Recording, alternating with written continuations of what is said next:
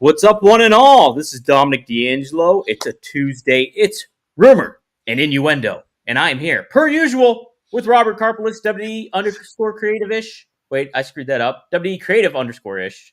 My goodness. Damn it, Wait, Tom. do I have COVID now?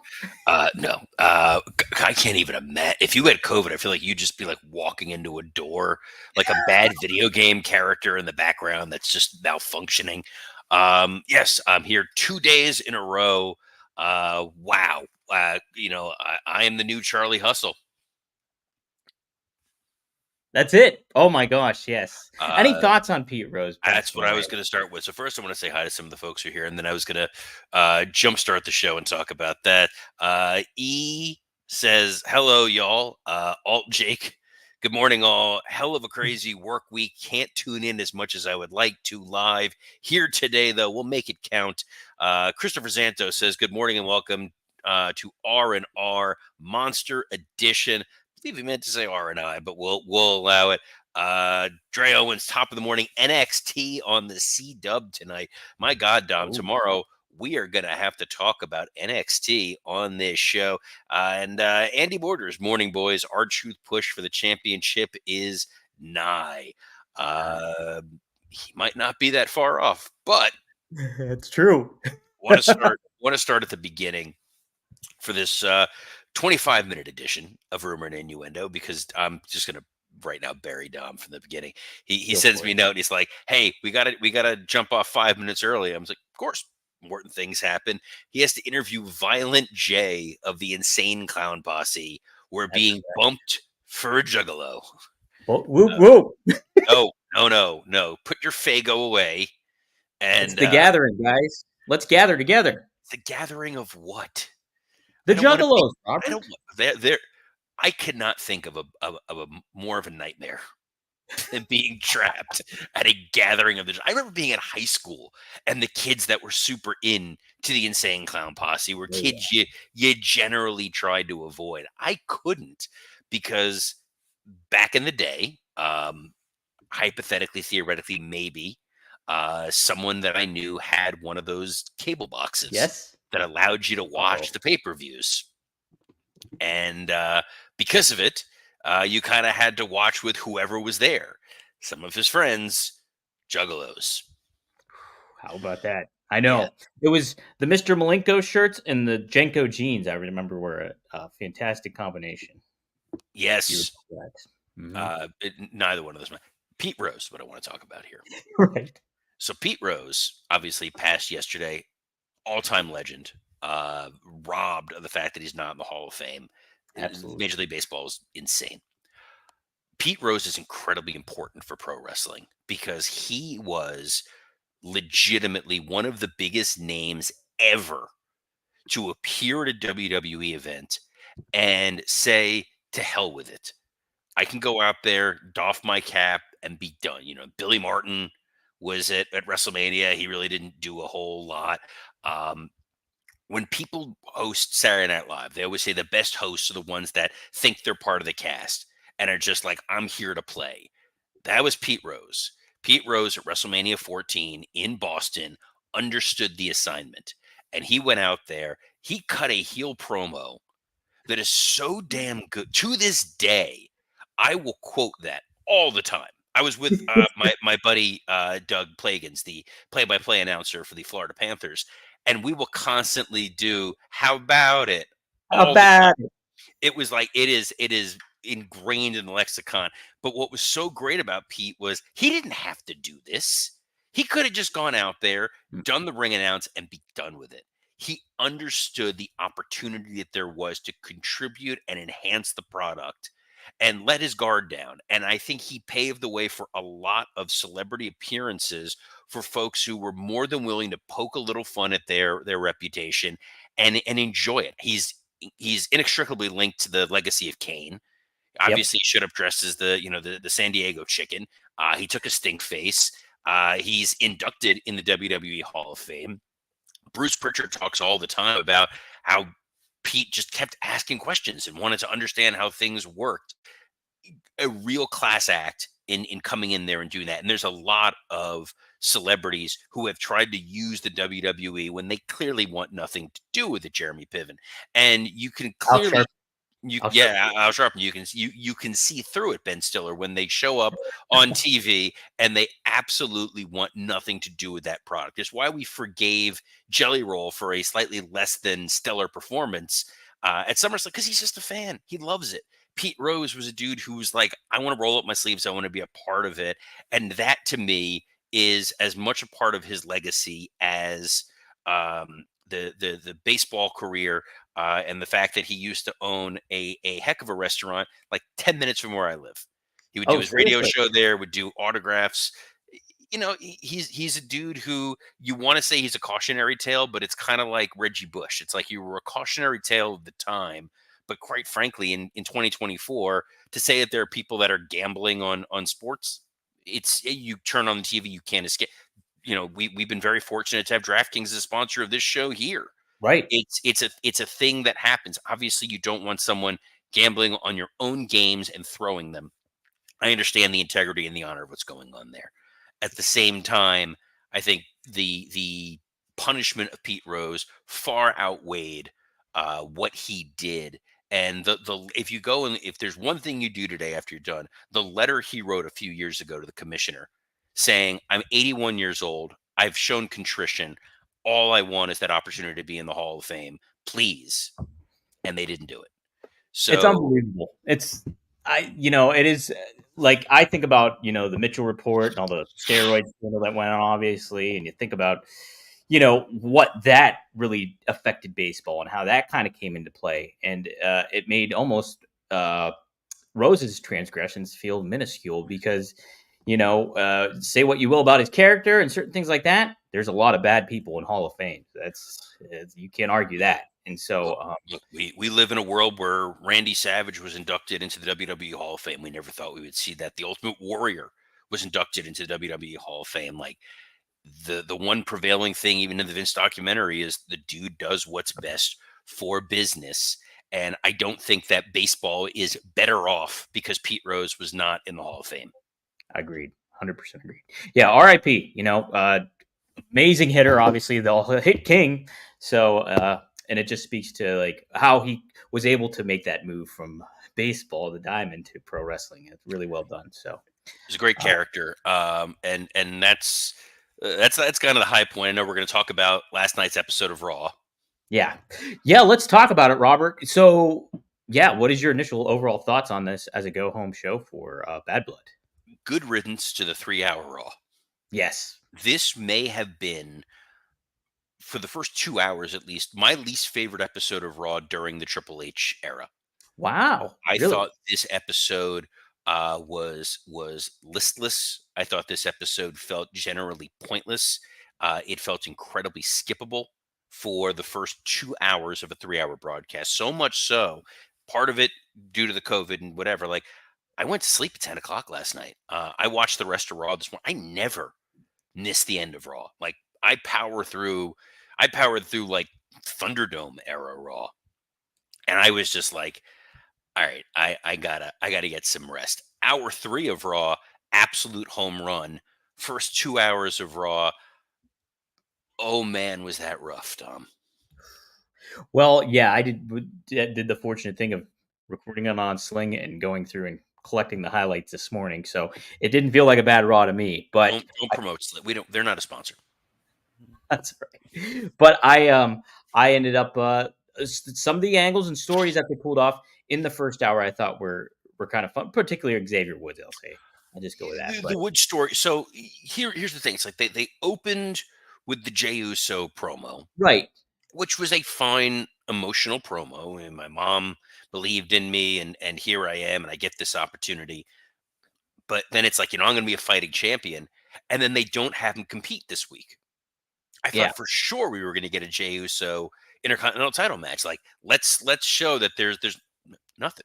And then Braun Breaker comes out in this show of contrition and this handshake. That was a big concern for me, Dom. really talk about that. Because I have a different thought on it. They are rushing this dude unnecessarily. Okay, There's a lot of white space between where Braun Breaker is now and where he needs to be at a certain period of time. I earmarked it SummerSlam 2025 is when Braun Breaker would have been built up enough to be the next challenger for Gunther. Okay. Take the time, build the progression. They're doing the thing they did with Randy Orton, where we got a young guy, we got a hot hand. Let's race it. You don't need to race it. You've got a lot of talent. You've got a lot of people you can rely on between now, October 1, 2024, and middle to end of next year. Braun Breaker needs to stay at the Intercontinental title level. He needs to be a guy that is earning the respect of the audience week in and week out. This is not the time for him to be a smiling, happy baby face. This is not the time for him to be the guy targeting Gunther. This is the time for this guy to be the face of your upper mid card audience. So you think they're going to expedite the process of him facing Gunther sooner than later? I think that there's a temptation there. They definitely teased it, Hmm. and it's clear from the booking of this show, Sami Zayn Gunther next week on Raw was always going to be kind of a throwaway match.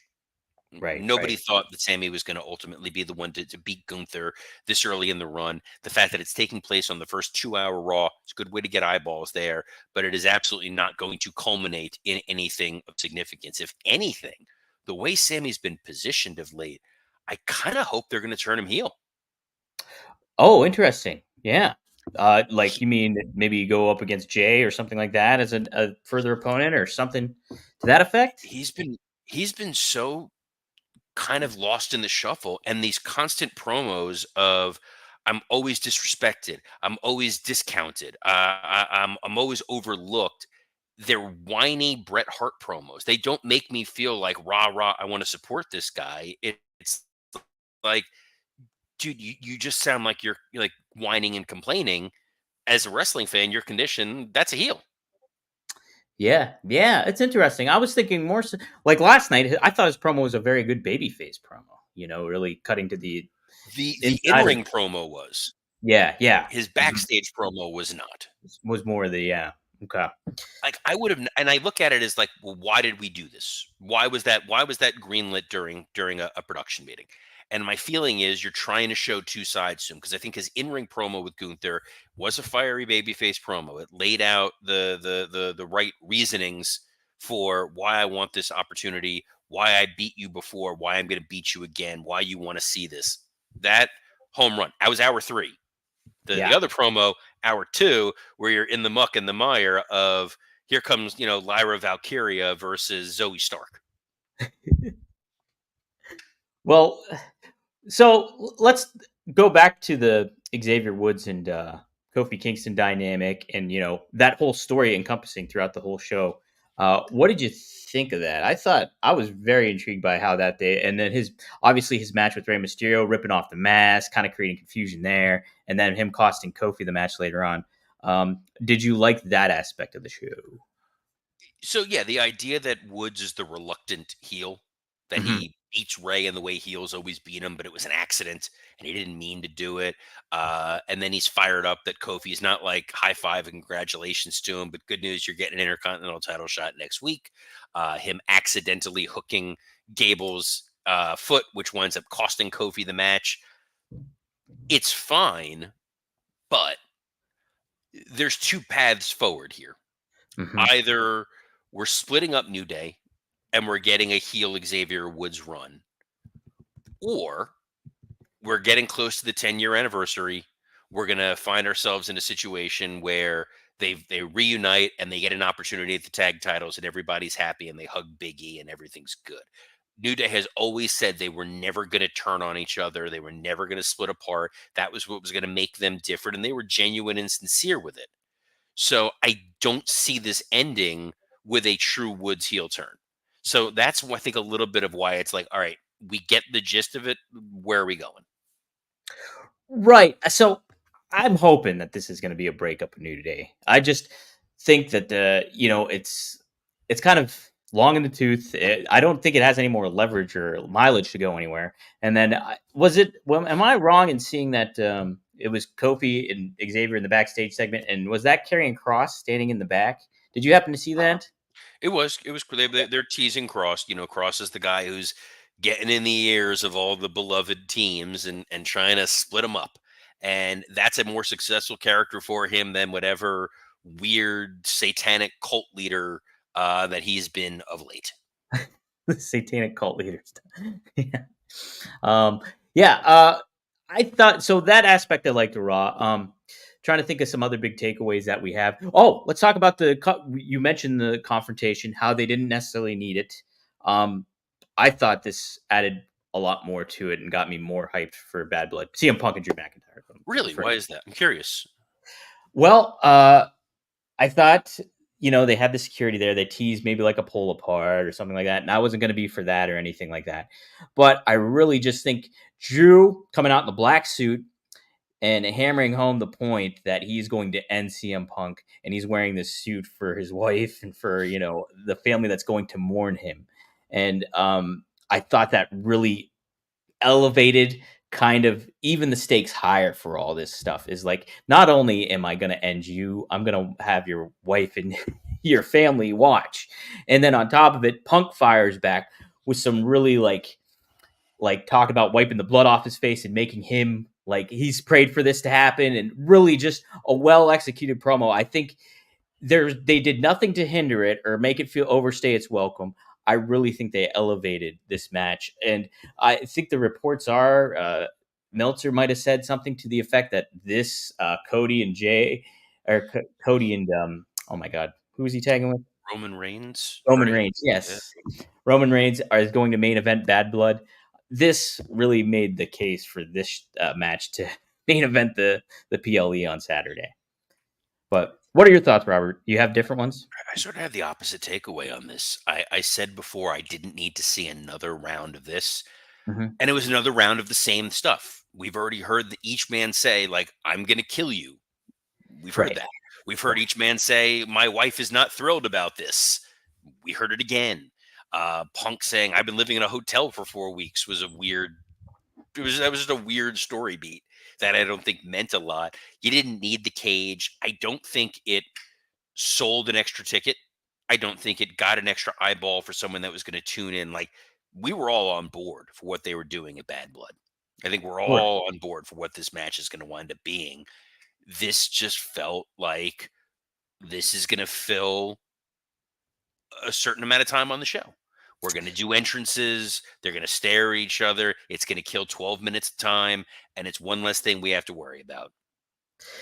Yeah, like I think it did no harm whatsoever, and I honestly do think it kind of elevated it a little bit. And It then, didn't harm, didn't add.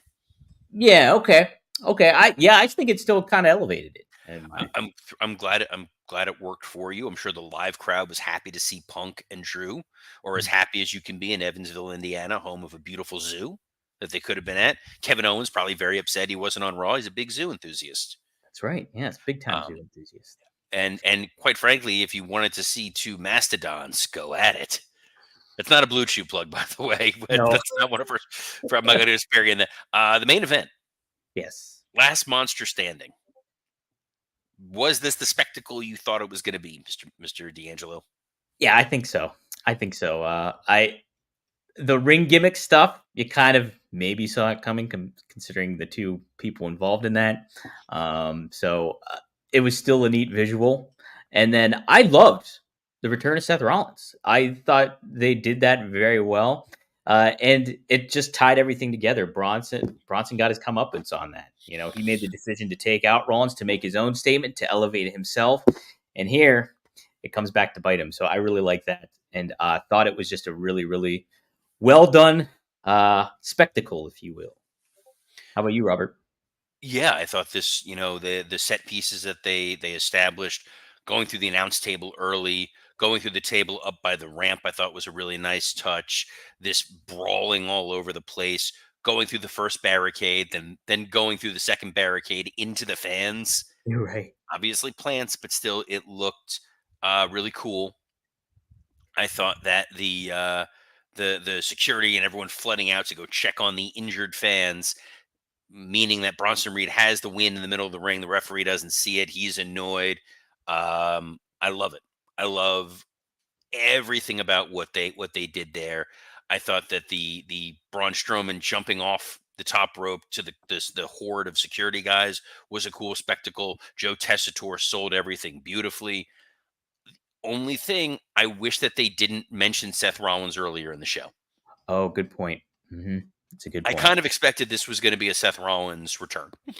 Yeah, he I was don't all remember. over the place for football this weekend. So I don't remember if I said it on here yesterday or not, but that was kind of what I expected for the finish. It worked. It was a great moment. They're building more. It's again a 2-hour Raw. Erases some of the issues and concerns that I had with this show, and you would have had just great beats after beat after beat. before I whoop it on out of here, I do want to talk about the Miz turning heel. That's been teased. Karrion Kross, another mention of him, and sure enough, he got the bug enough in his ear to have the Miz boot R-Truth and cost them their match against AOP. So, what'd you think of this, Robert? Does this hit your radar at all? Yeah, look, it gave Karrion Kross something to do. He Mm-hmm. finally was successful. He was a little too successful in turning Odyssey Jones heel, but that's a different story. He you know got in the Miz's ear. We've split them up. I think Miz is a better heel than a babyface, and he's a Yes. dude that I can see them using to challenge Jey Uso for the Intercontinental title in a couple months. He's someone who's incredibly beatable. So we'll see where that is. R-Truth is always a sympathetic babyface. I'm sold. It works as a lower mid card story. Yeah, I think it does, and it speaks to like them paying attention to everything on the card, up and down it.